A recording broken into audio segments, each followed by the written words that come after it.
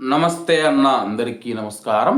కువైట్లో తాజా గణాంకాల ప్రకారం కువైట్లో పెళ్లిళ్ళు జరుగుతూ ఉంటే మరోవైపు అదే రీతిలో మనం చూసుకుంటే విడాకులు కూడా తీసుకుంటూ ఉన్నారని చెప్పేసి తాజా నివేదిక వెల్లడించింది.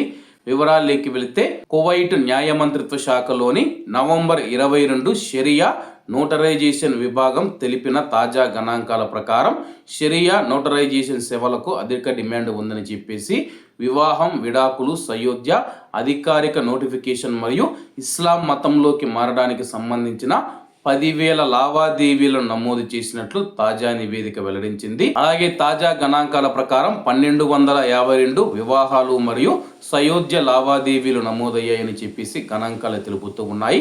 కువైట్లో సగటున రోజుకు మనం చూసుకుంటే 42 లావాదేవీలు లేదా ప్రతి 34 నిమిషాలకు ఒక వివాహం లేదా సయోధ్య కుదురుతూ ఉందని చెప్పేసి, అలాగే కువైట్లో ప్రతిరోజున సగటున మనం చూసుకుంటే 20 మంది విడాకులు తీసుకుంటూ ఉన్నారని చెప్పేసి, కువైట్లో ప్రతి 34 నిమిషాలకు ఒక వివాహం జరుగుతూ ఉంటే ప్రతి 75 నిమిషాలకు అంటే గంట 15 నిమిషాలకు మనం చూసుకుంటే కానీ విడాకులు తీసుకుంటూ ఉన్నారని చెప్పేసి తాజా గణాంకాలు వెల్లడించాయి.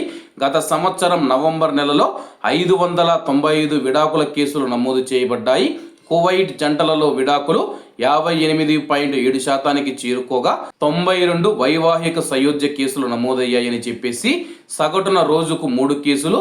ఈ కేసుల్లో ఎక్కువ భాగం సయోధ్య ధృవీకరణ పత్రాల ద్వారా నమోదు చేయబడ్డాయని చెప్పేసి కువైట్లో మనం చూసుకుంటే రోజు రోజుకైతే విడాకుల శాతం పెరిగిపోతూ ఉందన్నమాట.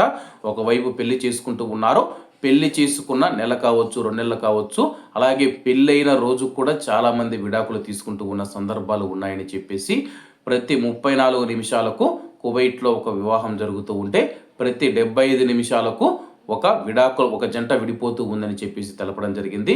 కువైట్లో ప్రతిరోజు సగటున 20 మంది జంటలు అయితే ఎవరైతే ఉన్నారో విడాకులు తీసుకుంటూ ఉన్నారని చెప్పేసి తాజా గణాంకాలు తెలుపుతూ ఉన్నాయి.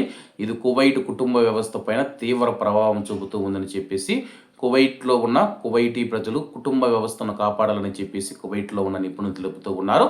కాబట్టి అందరూ బాగుండాలి, అందులో మనం ఉండాలి. అందరికీ నమస్తే అన్న, జై హింద్.